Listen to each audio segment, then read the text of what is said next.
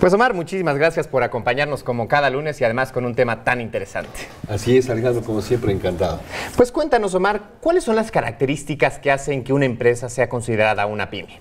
Ok, mira, en realidad la clasificación debería ser MIPYME porque incluye a las microempresas, las pequeñas y las medianas, ¿no? Que son la mayor parte de las empresas en cualquier país, eso también es normal. Pero se hace la siguiente clasificación en casi todos los países, de acuerdo al número de empleados.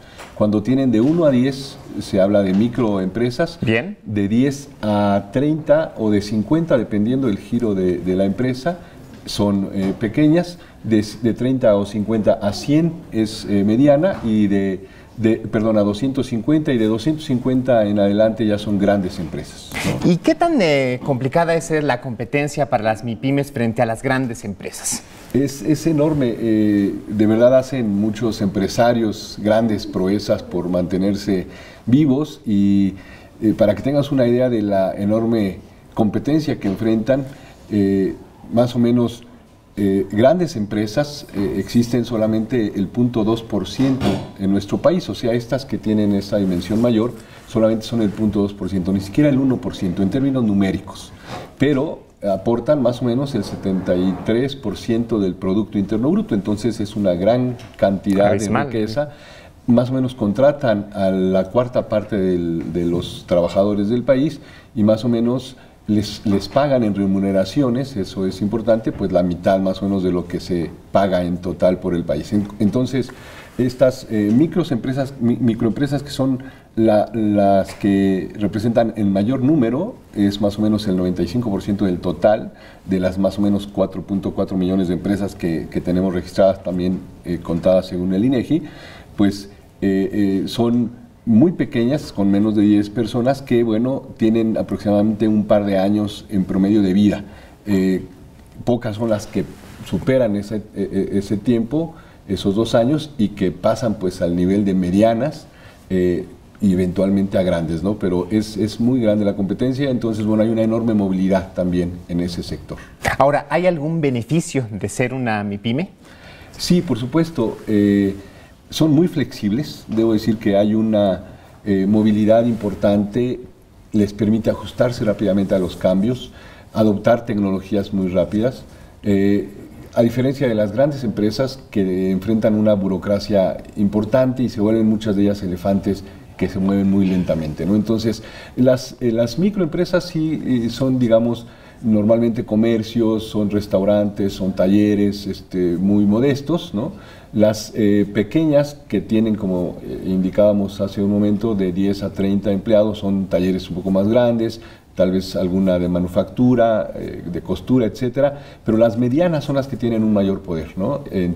Tanto económico como también de adaptación a los cambios tecnológicos y económicos del país, y son las que deberían impulsar el crecimiento también del país, como lo hacen en la mayoría de los países. Esto, el impulso del país, ¿qué tan importantes son las MIPYMES para la economía, tanto del país y en específico a nosotros que nos interesa el tema de la Ciudad de México para nuestra capital?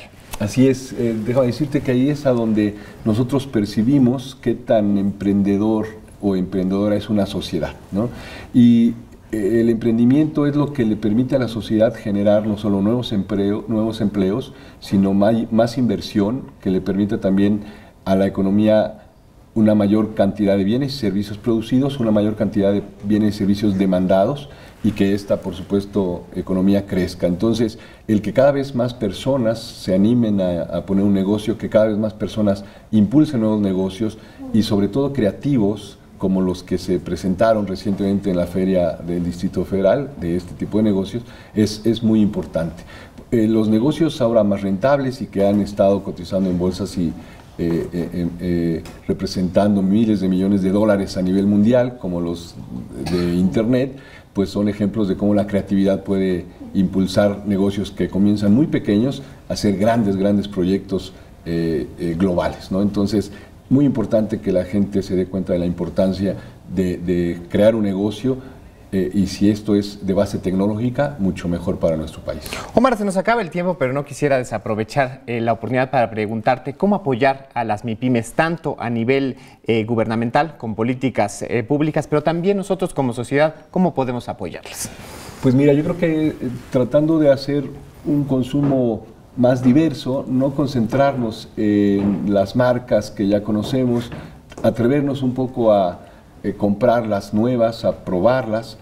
Hay muchas marcas de alimentos orgánicos, por ejemplo, que también son muy buenos en términos de calidad y que hacen grandes esfuerzos también por mantenerse en el mercado. Yo creo que ser un consumidor responsable y también nacionalista, yo creo que eso es muy importante, apoyar a nuestra localidad, ¿no? Sobre todo. Pues Omar, muchísimas gracias como siempre, como cada lunes, por venir y hablarnos con un lenguaje tan sencillo de estos temas que a todos nos resultan interesantes, aunque a veces lejanos por lo difícil que resulta entenderlos. Encantado de estar aquí con ustedes. Muchísimas gracias y nos vemos el próximo lunes.